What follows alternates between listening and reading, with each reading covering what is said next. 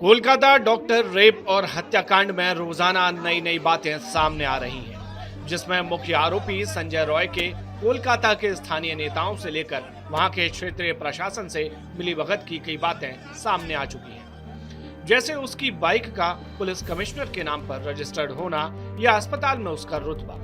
ऐसा ही कुछ देखने को मिलता है आरजी कर मेडिकल कॉलेज के पूर्व प्रिंसिपल संदीप घोष के बारे में।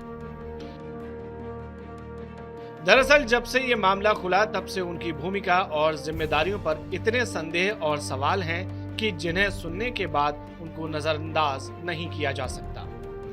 यही कारण है कि संजय रॉय के बाद सबसे ज्यादा जिस शख्स के खिलाफ गुस्सा है और जांचें चल रही हैं वो संदीप घोष है।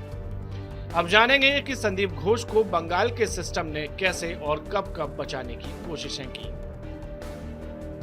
पहला, संदीप घोष अस्पताल के प्रिंसिपल थे जब घटना हुई, लेकिन न तो उन्होंने अभया के परिवार को इसकी जानकारी दी और न ही संदीप घोष ने इस मामले में तेजी दिखाते हुए एफआईआर दर्ज करवाई। संदीप घोष अस्पताल के सबसे बड़े पद पर थे, ऐसे में परिजनों की गैर मौजूदगी में उनकी जिम्मेदारी बनती थी कि मामले की पूरी जानकारी होते हुए वो खुद से एक्शन लेकर एफआईआर करवाते, लेकिन उन्होंने ऐसा नहीं किया। यहाँ तक कि अभया के परिजनों को इस मामले की जब जानकारी दी गई तो इसे आत्महत्या बताया गया। दूसरा, घटना के सामने आने के बावजूद संदीप घोष पर कोई कार्रवाई नहीं हुई और न ही उनसे इस्तीफा मांगा गया।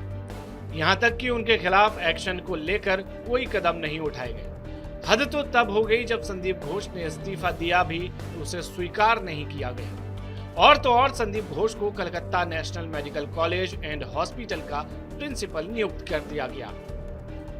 सीधे शब्दों में कहें तो डिमोशन या पनिशमेंट की जगह संदीप घोष का प्रमोशन कर दिया गया। संदीप घोष का प्रमोशन किसके इशारे पर हुआ या उन्हें बचाने की कोशिश किसने करवाई, इसकी जांच होना बाकी है। तीसरा, उनके अंडर में कर्मचारी रहे अख्तर अली ने, जो कि उस अस्पताल के सुपरिटेंडेंट रहे, उन्होंने संदीप घोष पर आर्थिक घोटालों और मेडिकल वेस्टेज को बेचने जैसे कई घपलों के आरोप लगाए, जिसके बाद उनके ऊपर सीआईडी और ईडी दोनों ने ही जांचें शुरू कर दी हैं। लेकिन क्या यह संभव है कि एक संस्थान के सर्वोच्च पद पर बैठा व्यक्ति ये सब कुछ कर रहा हो और किसी को भनक न लगे, खासकर कि राज्य की एजेंसियों?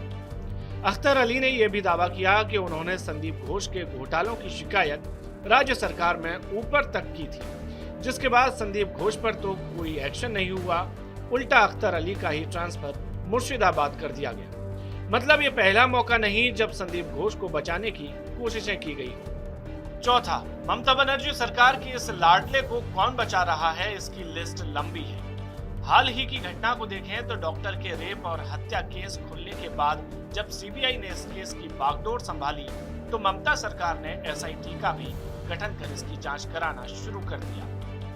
गौर करने वाली बात है कि जब मामले की सीबीआई जांच चल रही है तो एसआईटी का गठन करने का क्या मतलब? लेकिन कल को अगर दोनों एजेंसियों की जांच अलग अलग दिशा में गई तो टकराव होगा और केस का निर्णय निकालने में जबरन की देरी की जा सकती है, जिसका फायदा संदीप घोष को मिल सकता है। अदालती मामलों में जांच के नाम पर टाला मटोली अक्सर आरोपियों के लिए फायदेमंद हो जाती है और ऐसे कई उदाहरण हैं जिनमें मामला ठंडा होने पर अक्सर आरोपियों को क्लीन चिट भी मिलते देखी गई है। इस मामले पर आपकी क्या राय है, हमें कमेंट में जरूर बताएं।